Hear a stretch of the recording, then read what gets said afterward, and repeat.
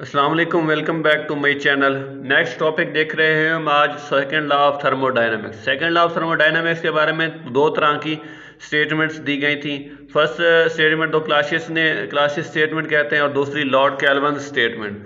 Clausius statements क्या बोलती है कि it is impossible to flow और transfer heat from cold body to hot body, यानी कि हमारे पास इम्पॉसिबल है कि हीट का फ्लो किया जाए कोल्ड बॉडी से हॉट बॉडी की तरफ, यानी बगैर किसी एनर्जी के खर्च किए, यानी बगैर एनर्जी खर्च किए हम जो है हीट कोल्ड बॉडी से हॉट बॉडी में या कोल्ड से हॉट की तरफ हीट का ट्रांसफ़र बिल्कुल नहीं कर सकते, वर्क नहीं कर सकते। मज़ीद इसी एक्सप्लेनेशन में ये कह रहा है कि according to this statement heat can not flow from a body at lower temperature to a body at high temperature unless work is done by the external energy, यानी कि कुछ ना कुछ उसको वर्क करना पड़ेगा। जैसे कि रेफ्रिजरेटर में होता है हमारे पास कि हीट फ्लो करती है from cold interior to hot interior, उसके लिए हमें इलेक्ट्रिकल एनर्जी देनी पड़ती है, यानी खुद ब खुद वो वर्क बिल्कुल नहीं करता। उसके लिए हम उसको एनर्जी देते हैं इलेक्ट्रिकल एनर्जी की सूरत में, ताकि तब वो वर्क करके हमारे पास जो है हीट का ट्रांसफ़र करता है। सेकंड जो थी लॉर्ड कैल्विन ने स्टेटमेंट दी थी about second law of thermodynamics के बारे में। वो कह रहा है इम्पॉसिबल है it is to convert heat extracted from a single reservoir entirely into work without living any change in working system, यानी कि वो कहना ये चाह रहा है बिल्कुल हम जो है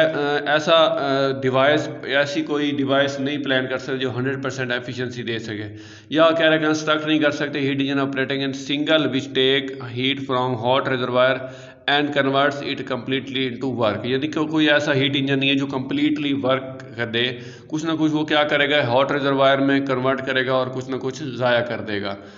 In according to this statement, a heat source and a heat sink are essential for the conversion of heat into mechanical work by a heat engine. This means that a single heat reservoir, no matter how much energy it contains, cannot be made to perform any work, or it means that only a part of total heat energy taken from a source by an engine can be converted into mechanical work and rest is rejected into sink, यानी sink की वजह से, यानी कि जो भी heat होती है यहाँ पर दिखाया गया क्रॉस बना हुआ है, यानी कि टेम्परेचर जो है सारा वर्क में यूज़ नहीं होता, बल्कि यहाँ पर नीचे जो है कोल्ड रिजर्वायर लगा होता है जो कि एक्सट्रैक्ट हीट जो होती है वो बाहर निकाल देता है।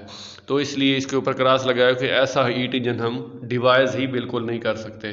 फॉर एग्जांपल कह रहा है internal combustion engine such as petrol और diesel, heat is extracted from the burning fuel. A fraction of this heat is converted into mechanical work and rest is expelled to the atmosphere. Combustion chamber is the source and the atmosphere is the sink, यानी कि कोई ना कुछ हम जो है energy जो है ट्रांसफ़र होती है सिंक की सूरत में जो बाहर जो कि ज़ाया होती है। ये था हमारे पास शॉर्ट में ही के second law of thermodynamics. I hope आपको क्लियर हो चुका होगा। चैनल को सब्सक्राइब कर दें, बेल आइकन पर क्लिक कर दें ताकि नेक्स्ट वीडियोज़ आपको मिलती रहें।